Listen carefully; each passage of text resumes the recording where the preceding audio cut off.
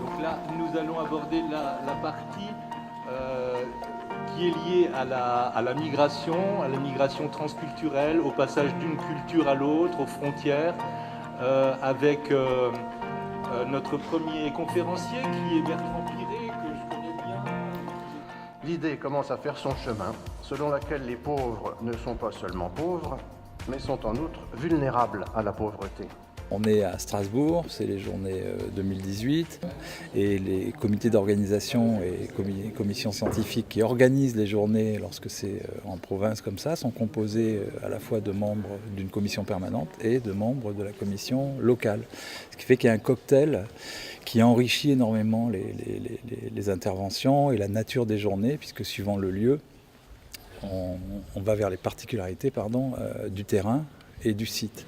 Ici à Strasbourg, par exemple, on a entendu plusieurs intervenants qui sont du secteur et qui viennent à la fois parler en général du thème, cette fois-ci c'est le malentendu, mais ils viennent aussi parler un peu au nom de ceux qui sont sur le secteur et qui rencontrent des problèmes X ou Y spécifiques. C'était la première fois que j'avais une collaboration avec ce CRA autour d'un enfant qu'on avait en commun. Et donc, dans l'après-cours, les parents reviennent, on discute un peu. Certainement que ça y contribue, mais en aucun cas, ça ne peut être la seule explication.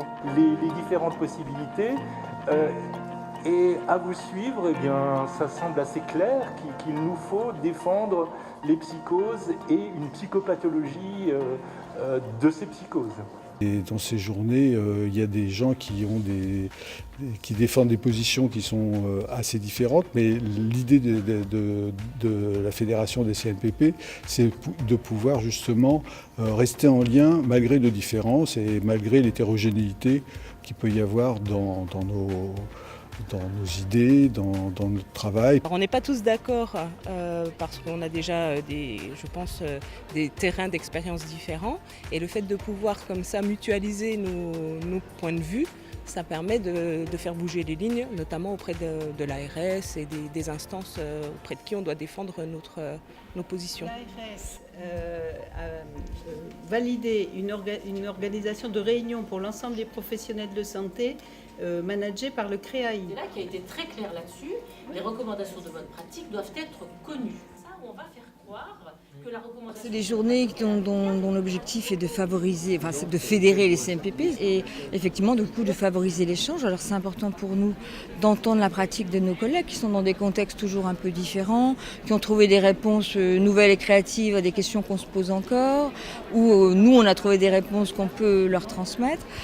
Donc ça c'est très important pour fédérer les CMPP et c'est d'autant plus important je crois actuellement en 2018, il y a beaucoup de réformes qui agitent la psychiatrie, la pédopsychiatrie, les associations, la prise en charge de l'enfant, la question de l'autisme, la question migratoire, là dont on a parlé ce matin. Et c'est donc d'autant plus important de partager des opinions, des présentations et d'entendre comment elles résonnent pour les uns les autres.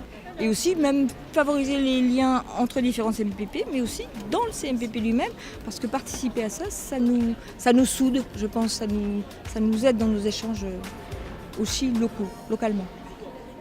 Quand il entend plouf, il n'est pas un avocat brillant qui a un rendez-vous. C'est un être humain qui entend les ploufs ou on n'entend pas les ploufs.